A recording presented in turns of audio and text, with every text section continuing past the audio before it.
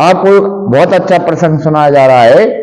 वे राजा जनक जी ने ये घोषणा की थी कि जो इस धनुष को उठाकर तोड़ देगा उसको मैं अपनी पुत्री का विवाह उसके साथ बिना विचार किए कर दूंगा। तो इसी सोमवार में बहुत से राजा एकत्रित हुए।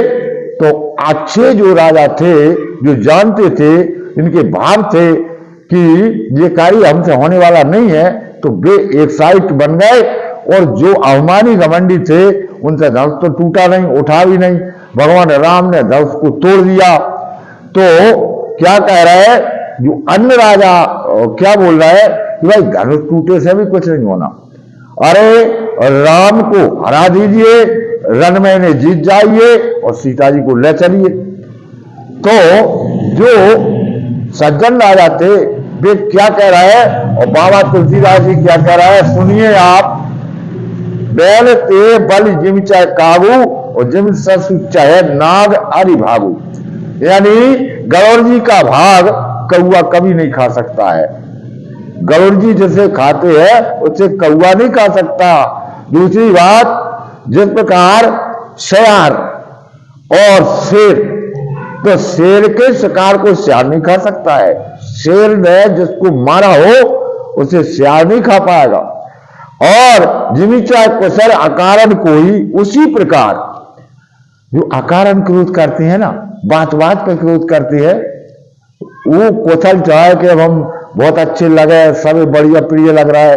आप भाषा ऐसी बोल रहा है कि आप कभी किसी को प्रिय लग ही नहीं सकते, आपकी कुशल हो ही नहीं सकती। अकारण क्रोध करने वाले की कभी कुशल चैन नहीं होती।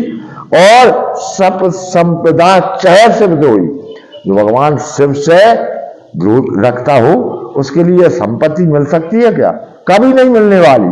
भगवान शिव के उपासक हो गए तभी आपके धन दान की वृद्धि होगी, ऐसा वेदों का मत है।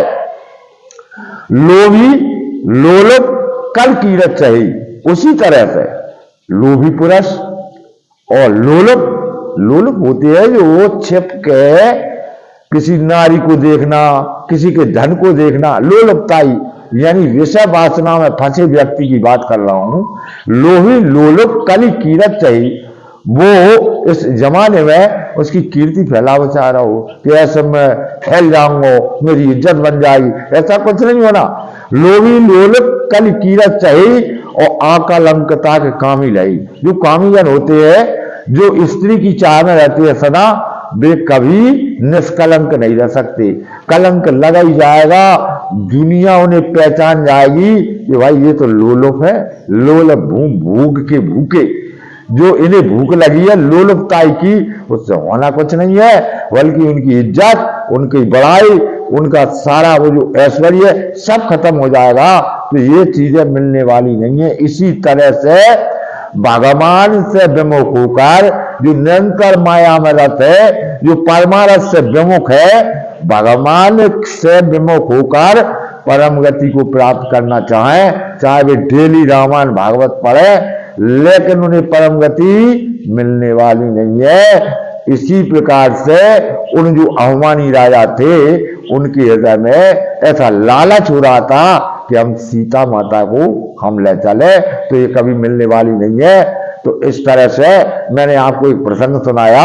जो कभी कार्य न होता हो उसमें हाथ नहीं डालना चाहिए, जो अपन से बहुत दूर हो, निष्कलंकता को प्राप्त रहे, भगवान का भजन करे, तो जो कार्य आप करेंगे उसमें सफलता भगवान अवश्य देंगे। प्रश्न करने के लिए आपको बहुत बहुत